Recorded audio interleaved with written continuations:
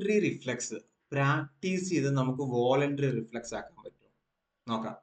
മിക്ട്യൂറേഷൻ reflux അല്ലെങ്കിൽ urinary reflux. അപ്പൊ മിക്ട്യൂറേഷൻ reflux അല്ലെങ്കിൽ യൂറിനറി റിഫ്ലക്സ് നമ്മൾ പഠിക്കുന്നതിന് മുമ്പ് നമുക്ക് യൂറിനറി ബ്ലാഡറിന്റെ ഒരു ബേസിക് അനാറ്റമി മനസ്സിലാക്കണം. ഈ യൂറിനറി ബ്ലാഡർ ഉണ്ടാക്കിയിരിക്കുന്നത് ഒരു സ്മൂത്ത് മസിൽ വെച്ചിട്ടാണ്. ആ മസിലിന്റെ പേരാണ് ഡെട്രൂസർ മസിൽ. അപ്പൊ സ്മൂത്ത് മസിൽ ആണ്. That means this is under the control of what? Nervous system, autonomous nervous system. Okay, fine. ഇനി ഈ യൂറിനറി ബ്ലാഡറിന്റെ നെക്കില് യുറീത്രയിലേക്ക് ഓപ്പൺ ചെയ്യുന്ന ആ ഒരു ഭാഗം ഉണ്ടല്ലോ, ആ നെക്ക് റീജിയൻ, അവിടെ രണ്ട് സ്ഫിങ്ചേഴ്സ് ഉണ്ട്. ആദ്യത്തത് ഇന്റേണൽ ഇൻവോളണ്ടറി സ്ഫിങ്ചർ ആണ്, which is again made for smooth muscle. എന്ന് വെച്ച് കഴിഞ്ഞാല് ഇതും ആരുടെ കൺട്രോളിലാണ്? ഓട്ടോണമസ് നെർവസ് സിസ്റ്റത്തിന്റെ കൺട്രോളിലാണ്, because it's made of smooth muscle.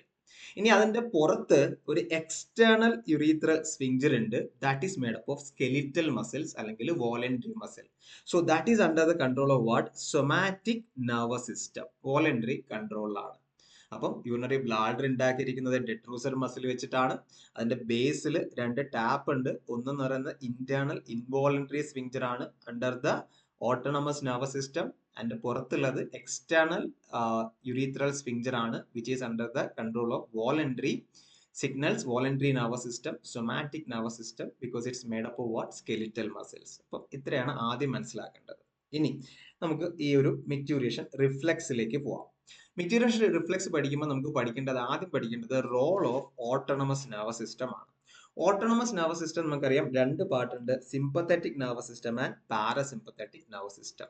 Sympathetic nervous system is actually to fill the urinary bladder. Urinary bladder fill ചെയ്യാനാണ് അവർ ഹെൽപ്പ് ചെയ്യുന്നത്. അതെങ്ങനെയാണ് sympathetic nervous system urinary bladder fill ചെയ്യാൻ ഹെൽപ്പ് ചെയ്യുന്നത്? ഈ സിമ്പത്തറ്റിക് നെർവസ് സിസ്റ്റം ഉണ്ടല്ലോ, നമ്മുടെ ഡെട്രൂസർ മസിൽസിനെ റിലാക്സ് ചെയ്യുന്നു. റിലാക്സ് ചെയ്യുമ്പോൾ എന്ത് സംഭവിക്കും? യൂറിൻ വന്നതിൽ ഫില്ല് ചെയ്യും. അതേസമയം അവർ ഇന്റേണൽ ഇൻവോളണ്ടറി സ്ഫിങ്ചർ ഇല്ലേ, അവരെ അങ്ങ് കൺസ്ട്രിക്റ്റിങ് ചെയ്യും. അപ്പൊ താഴെ അടച്ചിട്ടുമുണ്ട്, മേളിൽ റിലാക്സ് ആക്കിയിട്ടുമുണ്ട്. അപ്പൊ ഇത് വന്ന് യൂറിൻ വന്ന് എന്ത് ചെയ്യും? ഫില്ല് ചെയ്യും. അതുകൊണ്ട് തന്നെ sympathetic nervous system is going to fill the urinary bladder. Fine, ശരി. ഇനി നമ്മുടെ പാരാസിമ്പത്തറ്റിക് നെർവസ് സിസ്റ്റം എന്താണ് ചെയ്യുന്നത്? Parasympathetic nervous system is trying to or helping to emptying the urinary bladder. അവര് യൂറിനറി ബ്ലാഡറിനെ എംപ്റ്റി ചെയ്യാൻ അല്ലെങ്കിൽ യൂറിനേഷനെ പ്രൊമോട്ട് ചെയ്യാണ്. അതെങ്ങനെയാണ് സംഭവിക്കുന്നത്? Parasympathetic nervous system constrict the detrusor muscle. Detrusor മസിൽസിനെ അവർ കോൺട്രാക്ട് ചെയ്യും. So the urinary bladder constrict ചെയ്യും. യൂറിനറി ബ്ലാഡർ കൺസ്ട്രിക്ട് ചെയ്യുമ്പോൾ എന്താ സംഭവിക്കുക? The internal involuntary muscles relax ചെയ്യും. എക്സ്റ്റേണൽ വോളണ്ടറി മസിൽസും അതിന്റെ കൂടെ റിലാക്സ് ചെയ്യുന്നുണ്ട് വേറൊരു സിഗ്നൽ വഴി. So urine will be released out. അപ്പം ഈ parasympathetic nervous system helping to empty the urinary bladder. അപ്പം ഇങ്ങനെയാണ് ഈ ഒരു ഓട്ടോണമസ് നെർവസ് സിസ്റ്റത്തിന്റെ sympathetic and parasympathetic nervous system urinary ബ്ലാഡറിനെ ഫില്ല് ചെയ്യാനും എംപ്റ്റി ചെയ്യാനും ഹെൽപ്പ് ചെയ്യുന്നത്. ഓക്കെ, നമുക്കിനി ഡീറ്റെയിൽ മെക്കാനിസത്തിലേക്ക് പോവാം. See basically it's a spinal reflex. ഇതൊരു സ്പൈനൽ റിഫ്ലക്സ് ആണ്. നമ്മുടെ യൂറിനറി ബ്ലാഡറിന്റെ കപ്പാസിറ്റി എന്ന് പറയുന്നത് 200 to 400 ml ആണ്. എപ്പോഴാണ് ഇത് 400 ml മേളിലേക്ക് പോകുന്നത്? ആ സമയം നമ്മുടെ stretch receptors of urinary bladder will get activated. ഇവിടുന്ന് നേരെ സിഗ്നൽ എങ്ങോട്ട് പോകുന്ന അറിയോ? സ്ട്രെച്ച് റിസപ്റ്റേഴ്സ് ആക്ടിവേറ്റ് ആകുമ്പോൾ തന്നെ സ്പൈനൽ റിഫ്ലക്സ് സ്റ്റാർട്ട് ചെയ്യും. ഈ സിഗ്നൽസ് നേരെ നമ്മുടെ സ്പൈനൽ കോഡിലെ S2 to S4 റീജിയനിൽ എത്തുകയാണ്. അവിടെയാണ് നമ്മുടെ ഈ സ്പൈനൽ റിഫ്ലക്സ്, യൂറിനറി റിഫ്ലക്സിന്റെ സെന്റർ ഉള്ളത്. അവർ ഇതിനെ റെക്കഗ്നൈസ് ചെയ്യുന്നു. അവിടുന്ന് ഒരു സിഗ്നൽ തിരിച്ച് നമ്മുടെ യൂറിനറി ബ്ലാഡറിലേക്ക് വരികയാണ് ത്രൂ ദ അഫറന്റ് ഫൈബേഴ്സ്. അത് part of parasympathetic nervous system ആണ്. ഈ സിഗ്നൽ എന്താ ചെയ്യുന്നത്? ഈ സിഗ്നൽ നമ്മുടെ യൂറിനറി ബ്ലാഡർ മസിൽസിനെ കോൺട്രാക്ട് ചെയ്യുന്നു. കോൺട്രാക്ട് ചെയ്യുമ്പോൾ യൂറിനറി ബ്ലാഡറിന്റെ അകത്ത് പ്രഷർ കൂടുന്നു.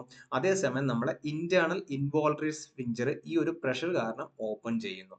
അപ്പൊ യൂറിൻ താഴേക്ക് ഫ്ലോ ചെയ്യും. പക്ഷെ അവിടെ ഒരു കുഴപ്പമുണ്ട്. എന്താണ് കുഴപ്പം? നമ്മുടെ എക്സ്റ്റേണൽ സ്ഫിങ്ചർ ഇപ്പോഴും ഓപ്പൺ അല്ല.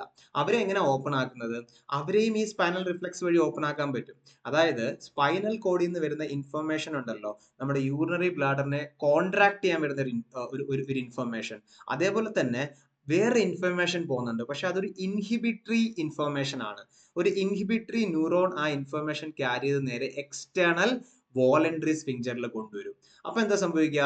ഈ എക്സ്റ്റേണൽ വോളണ്ടറി സ്ഫിങ്ചർ ഇത്രയും നേരം കോൺട്രാക്ട് ചെയ്തിരിക്കുകയായിരുന്നു.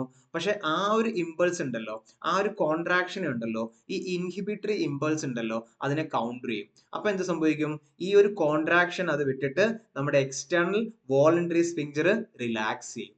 അപ്പൊ ഓൾറെഡി യൂറിനറി ബ്ലാഡർ കോൺട്രാക്ട് ചെയ്യുന്നുണ്ട്, ഇന്റേണൽ ഇൻവോൾണ്ടറി സ്ഫിങ്ചർ റിലാക്സ് ചെയ്തിട്ടുണ്ട്. ഇപ്പൊ ഈ ഒരു ഇൻഹിബിഷൻ ഉണ്ടല്ലോ, ഈ ഒരു ഇൻഹിബിഷൻ കാരണം എക്സ്റ്റേണൽ വോളണ്ടറി സ്ഫിങ്ചറും എന്തായി, റിലാക്സ് ആയി. അപ്പൊ എന്താ സംഭവിക്കുക, യൂറിൻ നേരെ യൂറിനറി ബ്ലാഡറിൽ നിന്ന് താഴേക്ക് യൂറിത്രയിലേക്ക് വരുന്നു, യൂറിത്രയിൽ നിന്ന് പുറത്തേക്ക് പോകുന്നു. ഈ ഒരു പ്രോസസ് ആണ് യൂറിനേഷൻ, അല്ലെങ്കിൽ ഇതിനെയാണ് നമ്മൾ സ്പൈനൽ റിഫ്ലെക്സ് ഓഫ് യൂറിനേഷൻ എന്ന് പറയുക. മനസ്സിലായില്ലേ?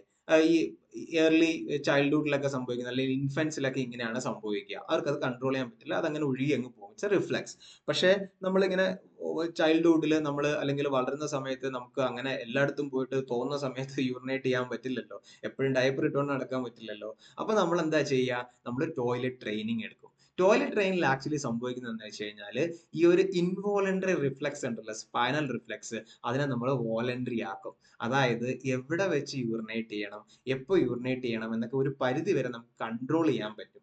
അതെങ്ങനെയാണ്, that is actually with the help of cerebral cortex and pons. Okay, cerebral cortex and pons. ഇനി എന്താ സംഭവിക്കുന്നത് അറിയാം, നമ്മൾ വോളണ്ടറി ആക്കുമ്പോൾ എന്താ സംഭവിക്കുക, ഈ സെറിബ്രൽ കോർട്ടെക്സിനും സ്പൈനൽ കോഡിനും ഈ ഒരു സിറ്റുവേഷൻ അനലൈസ് ചെയ്യാൻ പറ്റും.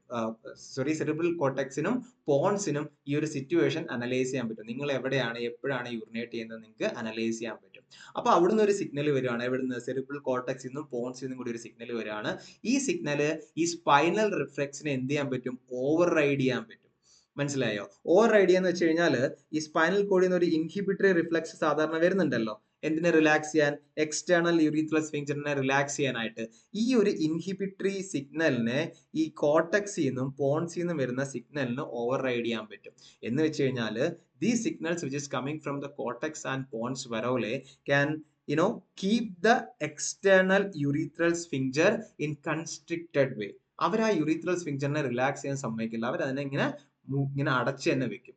അപ്പൊ എന്ത് സംഭവിക്കില്ല, യൂറിൻ പുറത്തേക്ക് പോവില്ല. Until unless V voluntary decide, നമ്മൾ ഡിസൈഡ് ചെയ്യുന്നവർ അതിനെ അടച്ചു തന്നെ വെക്കും. നമ്മളിപ്പം ടോയ്ലറ്റിൽ എത്തി, അല്ലെങ്കിൽ ഒരു അപ്രോപ്രിയേറ്റ് സ്പേസിൽ എത്തി, ആ സമയം നമ്മൾ വോളണ്ടറി ഡിസൈഡ് ചെയ്യാണ്, നൗ ലെറ്റ്സ് യൂറിനേറ്റ്. ആ സമയത്ത് മാത്രമേ എന്ത് ചെയ്യുള്ളൂ, നമ്മൾ ഈ എക്സ്റ്റേണൽ യൂറിത്രൽ സ്ഫിങ്ചറിനെ ഓപ്പൺ ചെയ്യിക്കുള്ളൂ. അപ്പോൾ മാത്രമേ യൂറിനേറ്റ് ചെയ്യുള്ളൂ. ഇങ്ങനെയാണ് എന്ത് സംഭവിക്കുന്നത്, ഒരു ഇൻവോളണ്ടറി റിഫ്ലെക്സ് ആയിട്ടുള്ള യൂറിനറി അല്ലെങ്കിൽ മിക്ചൂറേഷൻ റിഫ്ലെക്സിനെ, സ്പൈനൽ റിഫ്ലെക്സിനെ നമ്മൾ ഓവർ റൈഡ് ചെയ്തിട്ട് ഒരു വോളണ്ടറി റിഫ്ലെക്സ് ആക്കുന്നത്. ഇൻട്രസ്റ്റിംഗ് അല്ലേ? ശരി, റൈറ്റ്. ഇനി ചിലർക്ക് നമുക്കിത് കൺട്രോൾ ചെയ്യാൻ പറ്റില്ല, ഈ ലോസ് ഓഫ് ഈ ഒരു വോളണ്ടറി കൺട്രോൾ ഉണ്ടല്ലോ, അതില്ല. അവർക്ക് എന്ത് സംഭവിക്കും, യൂറിൻ ഫിൽ ആവുന്നു, ലീക്കായി പോകുന്നു. അതിനെയാണ് നമ്മൾ പറയാ യൂറിനറി ഇൻകോണ്ടിനൻസ് എന്ന് പറയാ. ഇനി ഇതെപ്പോഴാണ് സംഭവിക്കുന്നത്, നമ്മുടെ പെൽവിക് ഫ്ലോർ ഒക്കെ വീക്ക് ആവും ഇല്ലേ? പെൽവിക് ഫ്ലോറിന് വലിയൊരു റോൾ ഉണ്ട് യൂറിനേഷനിൽ. അപ്പം ഏജ് ആകുമ്പോഴത്തേക്കും പെൽവിക് ഫ്ലോർ ഒക്കെ വീക്ക് ആവും, അല്ലെങ്കിൽ ചിലപ്പോൾ സ്പൈനൽ കോഡ് ഇഞ്ചുറി ആവാം, അല്ലെങ്കിൽ ചിലപ്പോൾ ന്യൂറോണൽ ഇഷ്യൂസ് ആവാം. ഇങ്ങനെയൊക്കെയുള്ള കണ്ടീഷൻസിൽ ഈ വോളണ്ടറി കൺട്രോൾ നമുക്ക് ലോസ് ആവുകയാണ്. അങ്ങനെയാണ് നമുക്ക് ഈ ഒരു യൂറിനറി ഇൻകോണ്ടിനൻസ് എന്നുള്ള ഒരു കണ്ടീഷൻ ഉണ്ടാവുക. അപ്പൊ ഇത്രയാണ് നമുക്ക് ഇതിനകത്ത് പഠിക്കാനുള്ളത്. വളരെ സിംപ്ലിഫൈഡ് ആയിട്ടാണ് എക്സ്പ്ലെയിൻ ചെയ്തിരിക്കുന്നത്, നോട്ട്സും വളരെ സിംപ്ലിഫൈഡ് ആണ്. So thanks for watching, see you again.